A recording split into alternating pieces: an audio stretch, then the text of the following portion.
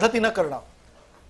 त्यांचा जो मूळ प्रश्न आहे की ह्याला तिकीट का दिलं भाजपने, त्याला तिकीट का दिलं, अतिशय रास्त प्रश्न आहे. पुढच्या वेळची जी आमची उमेदवारांची लिस्ट आहे ना, ती यांच्या हे जे गाड्या आहेत ना त्यांच्याकडनं अप्रूव्ह करून घेऊ. तुम्ही सांगाल ते उमेदवार देऊ, काय हरकत नाही. 5 वर्षानंतर इलेक्शन येतील ना.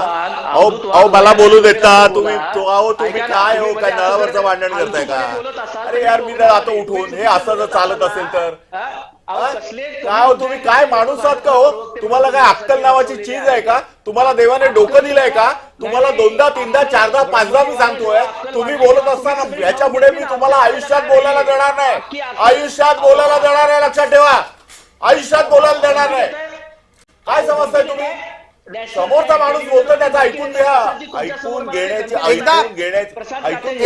एकदा घ्या बालाजीराव थोडंसं सांभाळून घ्यायला हवं याच्यासाठी, कारण आपण तुम्हाला जेव्हा संधी देतो तेव्हा बाकीचं तुमचे ऐकतायत ना, तुम्ही त्यांनाही पूर्ण बोलू द्या. दरम्यान एक नवी आणि ताजी बातमी येते, ती एकदा प्रणिताकडून घेऊयात, ऐकून. नाशकात योगेश हिरेंचा पराभव झालाय. नाशकात भाजपचे 11, शिवसेनेचे 8 उमेदवार विजयी झालेले आहे. भाजपचे सुधाकर बडगुजर, साधना मटाले विजयी झालेले आहे. नाशिक महानगरपालिकेतील ही महत्वाची आकडेवारी समोर येते. संभाजीनगरमध्ये ठाकरे गटाच्या 30 वर्षाच्या सत्तेला सुरुंग लागतंय का?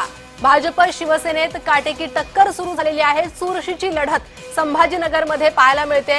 MIMची जोरदार मुसंडी संभाजीनगरमध्ये पाहायला मिळते. त्यामुळे आता संभाजीनगरमधील ही आकडेवारी नेमकी काय म्हणते त्याकडे लक्ष लागलेलं आहे. भाजप शिवसेना वेगवेगळी लढते आणि त्यात MIMनं जोरदार सभांचा धडाका शेवटच्या 3 दिवसात, प्रचाराच्या शेवटच्या 3 दिवसात लावला होता. त्यामुळे MIMची ही मुसंडी पाहायला मिळते आणि हाही चर्चेचा विषय ठरतोय.